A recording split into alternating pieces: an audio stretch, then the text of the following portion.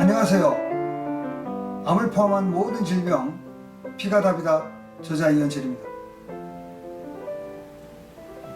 지난 4강에서는 혈액의 순환 과정과 정화 과정에 대하여 알아보았습니다. 오늘은 제5강 혈액과 신경과의 관계에 대해서 말씀드리겠습니다. 자율신경 등 신경에 관해서는 인체 구조학편에서 자세히 설명하겠습니다만 오늘은 피와 신경과의 연관성에 국한하여 설명을 하도록 하겠습니다. 병원에서는 마치 신경이 통증을 가지고 있는 것처럼 말하고 있습니다. 허리 디스크라고 하는 추간판 탈출증이나 척추협착증의 경우 허리 척추신경이 디스크에 눌려서 통증이 생긴다고 말하고 있습니다.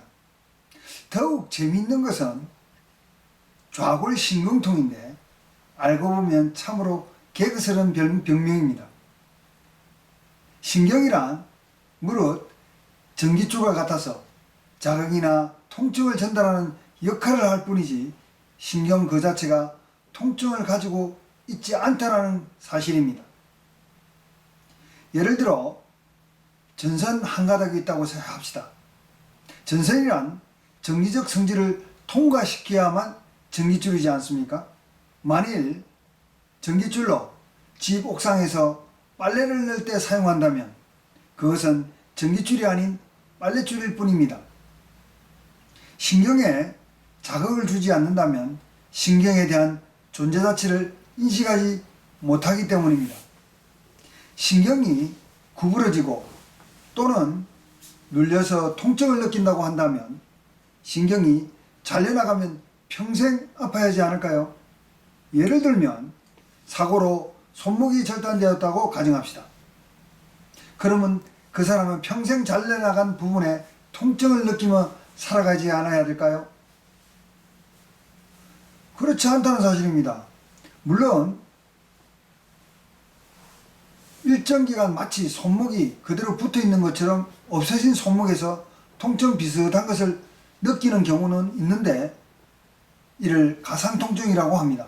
이것은 절단에 따른 착각에 의한 통증이지 신경 자체의 통증은 아닙니다. 전기가 통하고 있는 전깃줄을 구부리거나 누른다고 전기가 통하지 않을까요?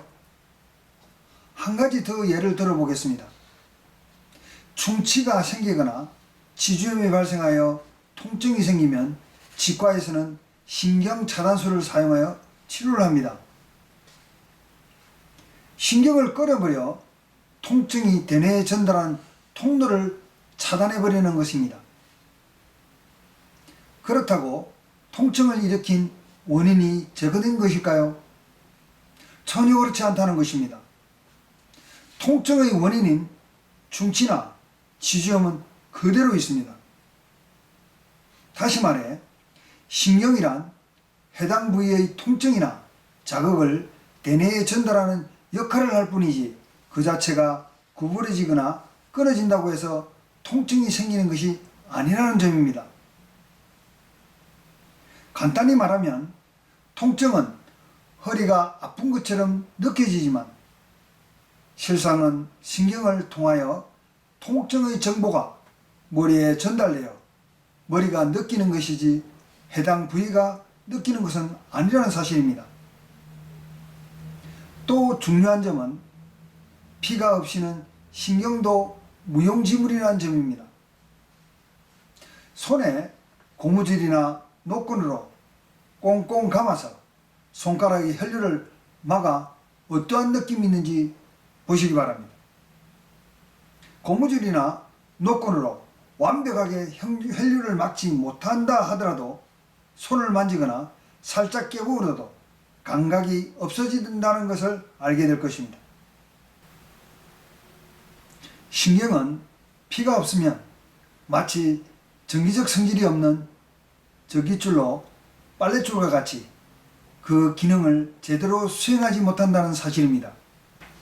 그렇다면 허리 디스크와 협착증 또는 좌골신경통을 앓고 있는 사람은 왜 통증을 느끼는 것일까요?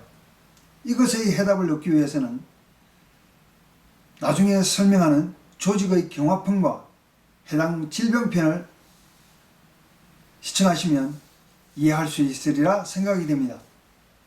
병원에서는 신경에 의해 통증이 일어난다는 생각 때문에 그 자체로 합리성이 결여되어 있을 뿐 아니라 다른 신경과의 문제를 설명하는 데 있어서 여러 가지로 개념적 충돌이 일어나는 상황을 만나고 있습니다. 이것으로 제5강 혈액과 신경과의 관계를 마치도록 하겠습니다. 다음 강의는 오열의 양태와 구조에 대하여 말씀드리겠습니다. 대단히 중요한 강의입니다. 꼭 잊지 마시고 시청하여 주시기 바랍니다. 구독과 좋아요는 제게 큰 힘이 됩니다. 감사합니다. 평안의 일상 되십시오.